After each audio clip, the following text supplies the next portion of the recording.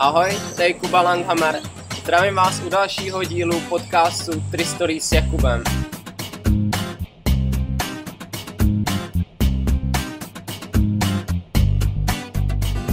Tak jako každou středu, tak i dnes mám pro vás připravený rozhovor. Dnešním hostem je pro změnu žena, triatlonistka, která má ráda výzvy, extrémy, aktivně se věnuje charitativním akcím a miluje sport v jakýkoliv podobě. Víte, kdo to je? Není to nikdo jiný než Alča Vrátná. Tak ahoj Alčo, já ti zdravím u dalšího podcastu Tristory s Jakubem. Zkus se v krátkosti představit pro lidi, kteří tě úplně neznají, ačkoliv si myslím, že těch lidí tolik nebude. Ahoj, tak jsem Alena Vrátná, bydlím v Teplicích a jsem hlavně členkou Krušnoman Triathlon Team Litvínov, což si myslím, že je to nejstěžejnější. Ironmanu nebo triatlonu se věnuju teprve 8. rok. Ano. Začala jsem poměrně pozdě, což si myslím, že mě udržuje pořád v takovým nějakým relativním zdraví. Začala jsem prakticky 45. A ty jsi dělala předtím nějaký sport před triatlonem? Před triatlonem jsem tak nějak v dětství, mě rodiče vedli ke sportu, ale musím říct, že jsem teda asi do 22 neuměla vůbec jezdit na kole. To je takový zajímavý. A jinak samozřejmě jsem tak nějak kolem té 40 jsem začala běhat, to mě začalo hodně bavit. Potom jsem jezdila horský kola, dělala jsem cvičitelku kickbox aerobiku a hity a takovýhle nějaký prostě... Takže pořád si byla aktivní. Byla jsem aktivní, ale vlastně nikdy jsem nedělala nic vrcholově pod žádným oddílem, prostě jsem všechno dělala jen tak pro radost. A jak jsi na tom byla s plaváním? No, plavání, to všichni vědí, že to je moje nejslabší složka. Vlastně v těch 45 jsem se učila plavat. Samozřejmě jsem plavat uměla, protože jsem původně rehabilitační sestra, takže tam to bylo i v talentovkách, ale musela jsem se naučit plavat kraula, což si myslím, že jsem se do dneška ještě pořádně nenaučila. Já jsem si tady připravil výčet extrémních závodů, který si stihla absolvovat za svoji triatlonovou kariéru. Pokud se dobře pamatuj, tak máš za sebou 4 starty na Wintermanu, Ironmana v Nice, Ironmana nebo v sérii Challenge Road, dlouhýho Ironmana, potom Koťáka otevřený trénink krušnomanský, Isramana v Izraeli, což je taky dlouhý Ironman, Norseamana, dlouhý Ironman opět, Triathlon North Africa v Africe na Sahaře, ten je teď poslední, jestli si dobře pamatuju. Potom Goralmana, Oravamana a asi takhle bych mohl pokračovat dál. Všechno to jsou teda hodně extrémně těžký závody, ale řekni mi, kdy sakra na to bere sílu a motivaci. Čekala jsem tuto otázku a vůbec na ní stejně nejsem připravena, protože prostě tam chci být, je to takovej ten pocit, že někdo osloví, nebo že prostě se o tom dozvím, většinou od tvýho tatínka, tady o těch hezkých závodech. A mám ráda samozřejmě hory, mám ráda takový závodění, nebo prostě vůbec pohyb v přírodě. A většinou ty extrémní triatlony jsou prostě v přírodě, nejsou nikde ve městě. Je to v kopcích, radši jezdím v kopcích na kole, běhám v kopcích, tam si myslím, že je trošku takový to moje plus, protože bydlím pod Krušnýma horama, a takže moje tréninky všechny směřují do hor. A kde na to beru sílu? Já si zase myslím, že pořád v té přírodě, jo, protože jak jsem tam hodně ráda, myslím si, že ji beru i v lidech, který mám kolem sebe, v jejich úsměvech, v té podpoře a bolí to někdy. Já si myslím, že každý z těch závodů musí hrozně moc bolet. Teda. To jsou všechno naprosto extrémní závody ještě na ironmanských distancích.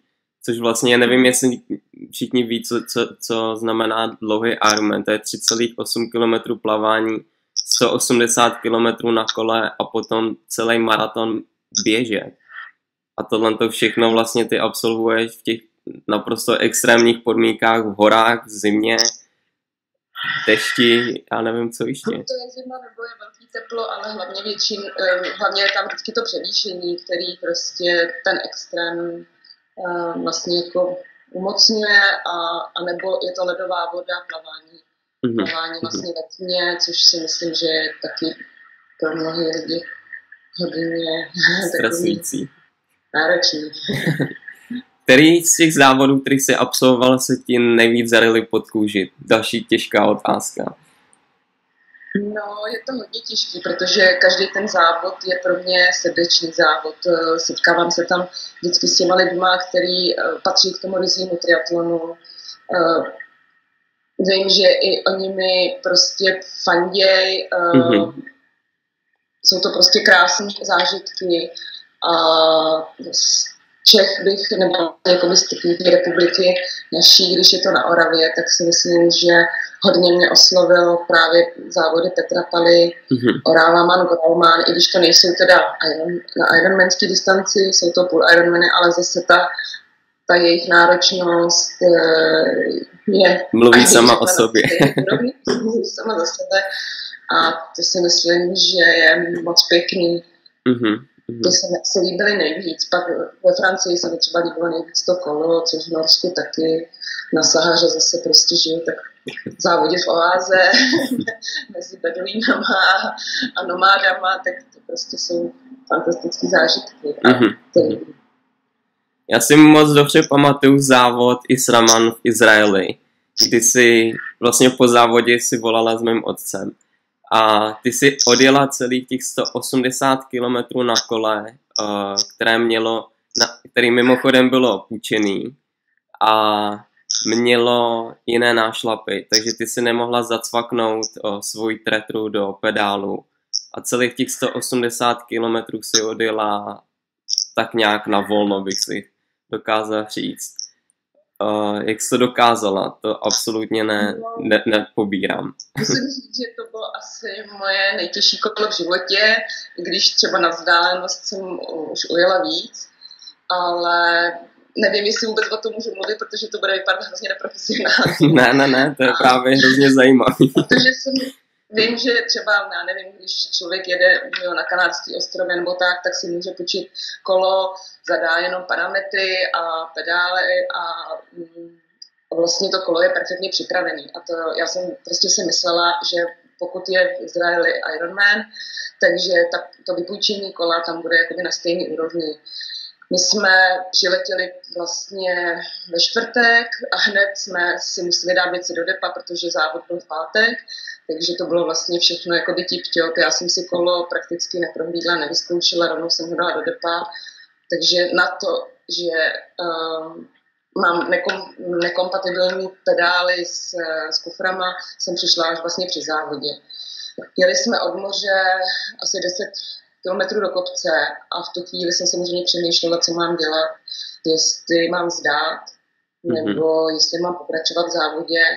A ten závod byl ještě obtížný s tím, že tam byl jako silný nárazový vítr, který vlastně stěžoval veškerou teda tu cyklistiku, takže byl to pro mě 180 km strachu, že nesmím spadnout, nemohla jsem ze sedla, prostě byla jsem prakticky po celou jízdu v křeči, že jsem to kolo držela pevně, abych mi ten vítr nesfouknul na zem, takže do dneška to je pro mě takový hrůzný zážitek, ale prostě já nikdy nic nechtěla. Nic nezdáváš a dokončila si ho. Dokončila jsem ho a je to teda opravdu velká zkušenost životní. To klobouk dolů. Na Ironman v Nice se ti po závodě stala taková nepříjemná věc. Chceš o ní mluvit? No, já si myslím, že už je to trošku všeobecně známý. Je to opět další taková neprofesionální věc, ale já jsem prostě pořád amatér. Všude o tom tak mluvím, že vlastně se tomu věnuju amatérsky. Je pravda, že na Nice jsem se připravovala jako na závod s kvalifikací na Havaj, že jsem se najednou, což ty myšlenky nikdy nebyly předtím, ale pak jsem si řekla, proč to jednou neskusit. Než jsem si brala právě pro její náročnost, a protože jsem věděla, že teda ta cyklistika tam bude velmi těžká a ty hry mi vyhovujou. Do cíle jsem dorazila třetí, i když teda byl jeden slot pouze v mý kategorii, bylo nás asi 28 žen, takže jsem byla šťastná, že jsem teda jako pro tu Českou republiku obhájila takový hezký místo. Mhm.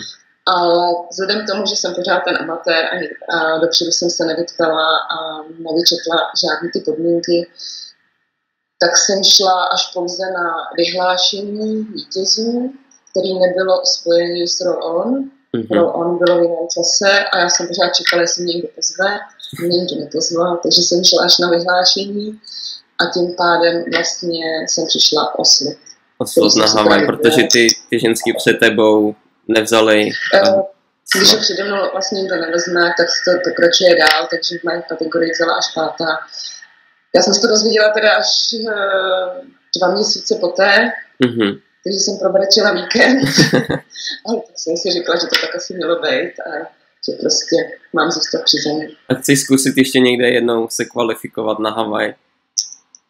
Myslím si, že ne, že prostě jsem to jednou zkusila a teď jsou zase přede mnou takový jiný výzvy, pro letošní rok úplně jakoby neskutečný, protože mi vlastně přicházejí pozvání na extrémní závody se startovním zdarma, což si myslím, že v mém věku je úplně jako neuvěřitelná věc, že jsem se dopracovala teda až do takovéhle fáze, kdy mi vlastně během 1 roku přišly 4 pozvání na závod se startovním zdarma. Neskutečný. Víš, dokážeš je to vyjmenovat, určitě si je pamatuješ. Jo. Tak je to od Igora Majera do Montenegra, který je v květnu a v té době, kdy je teda Krušnoman tady u nás na Klínech, takže co jsem si vybrala? To je jasná věc. Pak dalším je Extreme Ironman v Pyrenejích ve Španělsku, Pyrenee Extreme. Pak na Wintermana jsem dostala slot zdarma, protože vlastně jsem od prvního ročníku každý rok teda závodím, takže jsem jakoby ženou. A pak ještě na jeden závod, který je zatím tajný, můžu prozradit, ale ten bude asi nejextrémnější z těch extrémních úplně. Ten nejvíc nejextrémnější.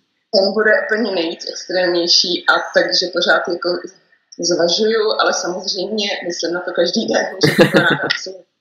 A pak teda pozvání vlastně na Saharu letos do Afriky, na Trainot Afrika, byl taky pro mě takový krásný, že prostě lidi, kteří mě vůbec neznají, vlastně pozvali na černý kontinent. Takže to vypadá, že letos se opět nudit nebudeš. No, já si vždycky chci odpočinout a pak přijdu takovýhle věci. Mezitím mám teda ještě takový odskok ještě jednou do Afriky, když si chtěla vyšlápnout na Kilimanjaro. To musím ještě stihnout během té doby. K tomu bych se chtěla teď dostat, aby toho teda nebylo málo v triatlonu, tak se věnuješ i lezení po horách. Který vrcholy už máš za sebou? No, já jsem si vlastně začala ke svým 50. Jsem si řekla, že si budu plnit svoje dětské sny. Já jsem jako dítě četla všechny knížky o Himalájích, o těch uskutečněných výstupech a prostě bylo to něco pro mě jakoby úžasného. Pak jsem se dostala ke skálovému lezení někdy kolem 20, když mi bylo tak 20, ale dostala se potom hřebník a musela jsem nádobíčko zapnout na zeď a přestat líst. Takže těm 50 jsem si řekla, že si každý rok splním nějaký evropský vrchol. Byl Zbruckner, což je celá 4000, co jsme teda měli s guidou, to jsem si jako sama netroufla. Chodí se mnou kamarádka, kterou jsem oslovila, pro kterou je to taky velká výzva. Pak jsme byli na Triglavu, Fitzpice,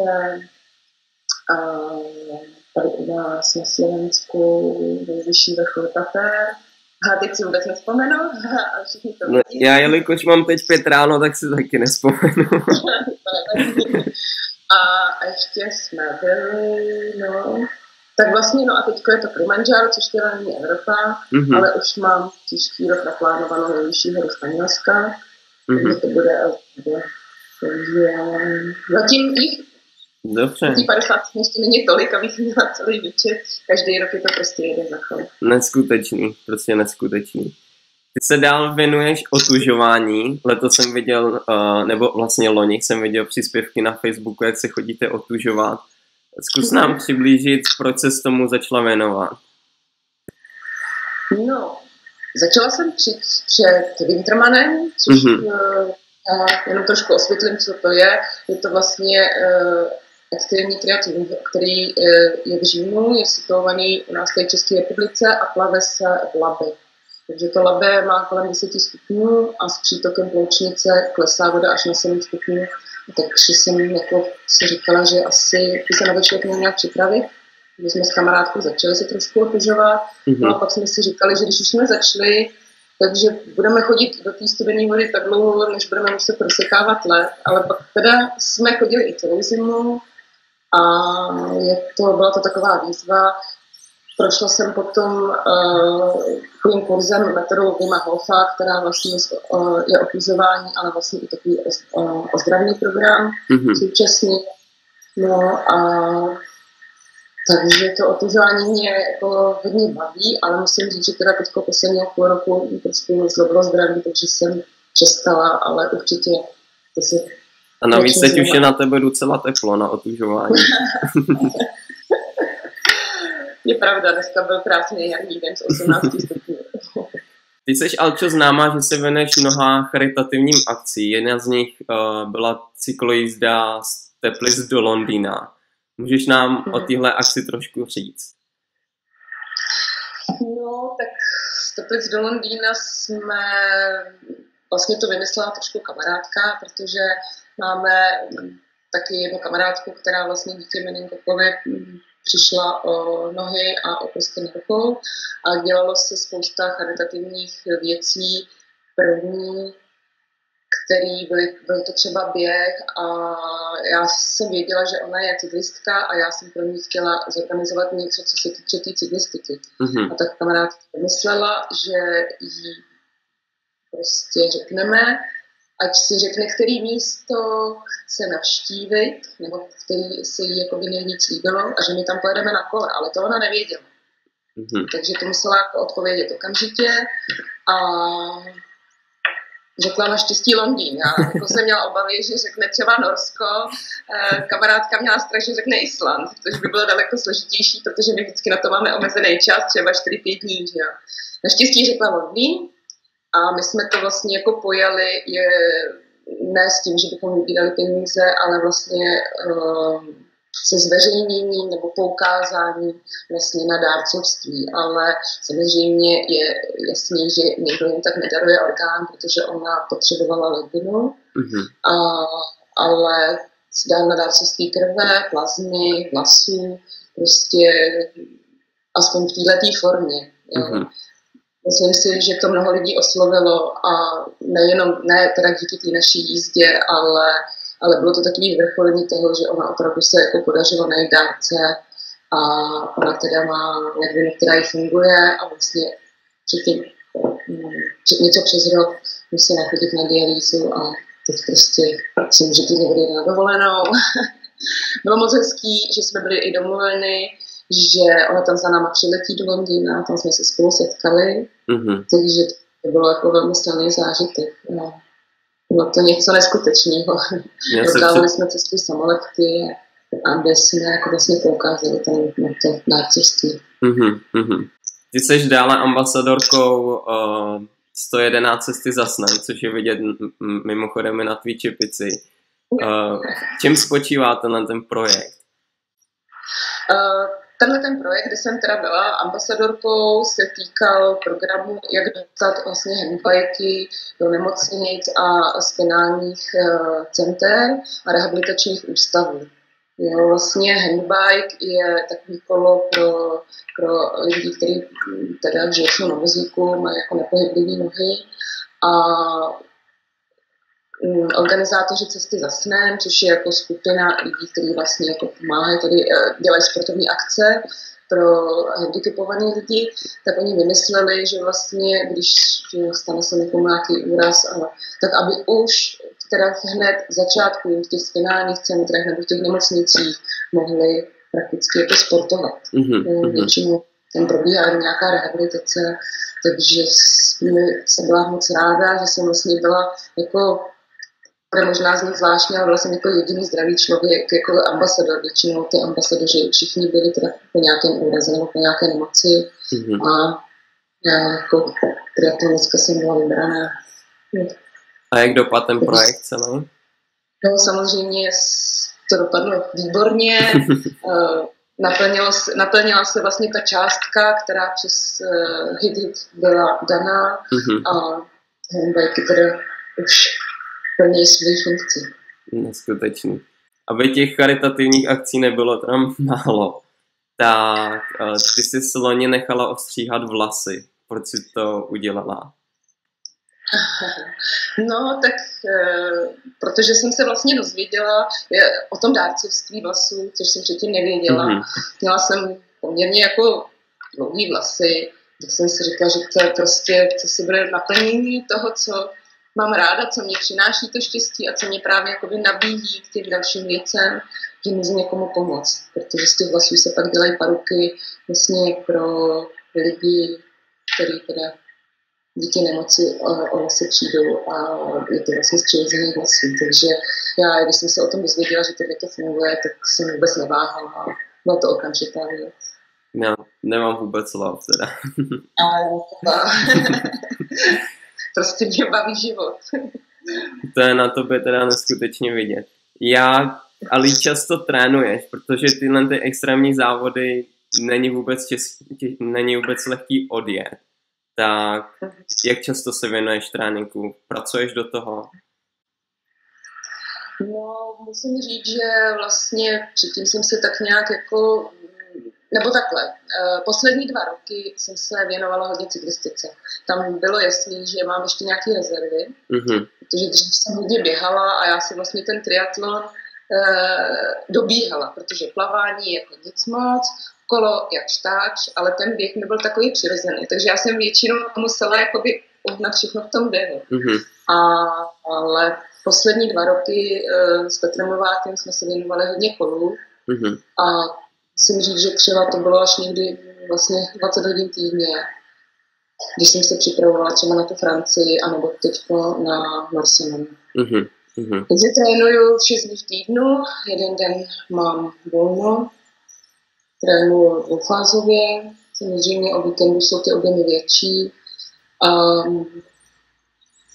Vzhledem k tomu, že teda teďko ty závody byly tak jako za sebou, že byl vlastně Norseman byl v srpnu, v říjnu byl Winterman a Afrika byla hned v lednu, takže to bylo hodně za sebou, tak nějaký tréninkový volno moc nebylo, ale mezi Norsemanem a vlastně Wintermanem jsem si dala úplně pauzu a bylo znát. Hodně mi to pomohlo. Proč jsem v Norsku neměla tolik síly jako na Wintermanu. Ty určitě máš obrovskou podporu v rodině. Jak oni berou všechny ty tvoje výzvy? Podporují tě? A samozřejmě, tak jako největší můj podporuje manžel, který je vlastně i mým jediným sponzorem, protože nemám teda žádného sponzora a vím, že ho průběh těch závodů hodně baví, protože tam fandí tam všem lidem, ale já strašně moc jako obdivuju právě ty lidi, kteří nás doprovází, protože na těch extrémních triatlonech to vlastně ta podpora je nutná, protože oni tam, my si jenom závodíme, že jo, ale oni tam stráví nejvíc toho času, takže já vždycky prostě strašně moc obdivuju ty lidi kolem mě, kteří tam jsou, mám kamarádku, která se mnou teda jezdí téměř na každýho Ironmana a manžel je teda samozřejmě se mnou vždycky. Teď dokonce se mi stalo i, že jsem třeba měla být hospitalizovaná v nemocnici a on říkal, vem si sebou boty na běhání a pak si vem odpoledne propisku a jdeš běhat po náplavce, což jsem byla překvapená. Takže až takovou podporu, samozřejmě velkou podporu mám synovi, který mi mnohdy dělá taky support a no syn kvůli tobě, jestli mám dobrou informaci, tak syn kvůli tobě začal dělat taky triatlon. má za sebou start na Wintermanu. No, tady bych trošku jako to poopravila, nebylo to kvůli mě. On vlastně... Ale můžeš za to ty možná, ne? Tak asi jako samozřejmě vidí mě, sleduje mě, ale má svoji cestu, má svoji životní cestu. Mm-hmm. Ten triatlon si zkusil vlastně jednou, šel rovnou do toho nejextrémnějšího v České republice, což je teda ten Winterman. A jako za mě to je neskutečný, protože vlastně nikdy nějak jako mě nezávodil, on dělal běžecké lyžování, ale jeho cesta jsou spíš, myslím si, že hory a takže jako dál se triatlon určitě věnovat nebude, nebo možná v nějakých těch krátkých někdy, nevím, nemůžu za něj mluvit, ale je pravda, že absolvoval vlastně svého Ironmana a já jsem smekla, cíli jsme byli spolu, takže nádhera. Neskutečný. Ale já ti moc krát děkuju za rozhovor. Myslím si, že jsi velikánskou motivací pro mnoho žen, nebo vlastně pro mnoho lidí, který znám kolem sebe. A jsem strašně rád, že jsi přijala pozvání a řekla si plno zajímavých informací o sobě, který určitě mnoho lidí nevědělo a který jsem hrozně moc rád, že jsi teď řekla. A prostě ti moc krát děkuju. Já moc děkuji, já si nesmírně vážím pozvání do tvý skupiny, protože jsou tam samozřejmě takový samý vyhlasný jména a mě to strašně moc těší a samozřejmě mě moc i těší to, že mě lidi píšou, že jsem pro ně motivace a jsou to i lidi, kteří si třeba nikdy neviděla, vůbec si neznám a tak jsem z toho vždycky úplně dojatá, je to moc hezký. Děkuju, Kubo, měj se hezky a zase někdy na vidění. Děkuji, Ali, čau. Ahoj. Doufám, že se vám rozhovor s Alčou líbil a že jste se dozvěděli plno nových informací, které jste o ní doposud nevěděli. Já se na vás budu těšit příští středu u dalšího videa. Mějte se krásně a ahoj.